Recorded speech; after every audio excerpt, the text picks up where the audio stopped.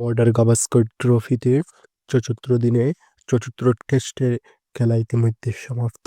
লেকিন ভারতের সামনে ৩৩৩ রানের বিশাল লিড নিয়ে অস্ট্রেলিয়া ধীরে, ধীরে আগ বাড়িতেছে।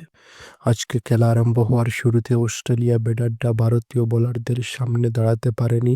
একের পর এক আউট হয়ে মাঠ থেকে বেরিয়ে গিয়েছেন। মোহাম্মদ শামি এবং জসপ্রীত বুমরার দুর্দান্ত বোলিংয়ের ফলে ভারত তার সুবিধা পেয়েছে। লেকিন জেতার স্বপ্নটা পুরা 100% ছিল। লেকিন শেষ মুহূর্তে পর্যন্ত লাস্ট উইকেট ভারতীয় কোনো বোলার দখল করতে পারেনি।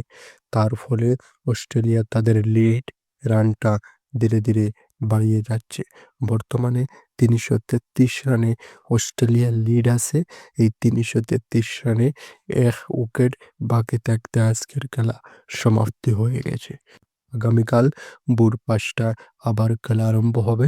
ভারতীয় বোলারদের সামনে বিরাট লক্ষ্য নিয়ে অস্ট্রেলিয়া ব্যাটাররা ধীরে, ধীরে আগ বাড়িতেছে।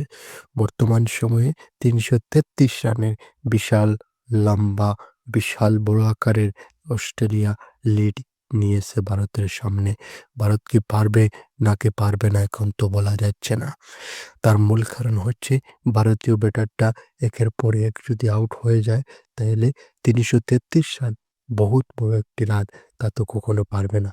আর যদি ভারতীয় ব্যাটাররা টিকে থাকতে পারে এবং সুন্দরভাবে প্রদর্শন করতে পারে তাহলে এই ৩৩৩ রানটা কিছুই নেই।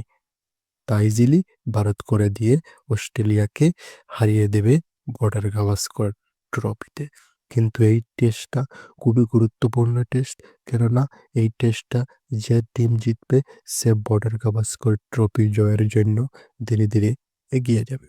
যদি ভারত জিতে তাহলে ভারতের জন্য বিরাট সুযোগ, কেননা লাস্ট টেস্টটা যদি ড্র হয়ে যায় তাহলে ভারত তো চ্যাম্পিয়ন হয়ে যাবে বর্ডার গাভাস্কর ট্রফি ২০২৫।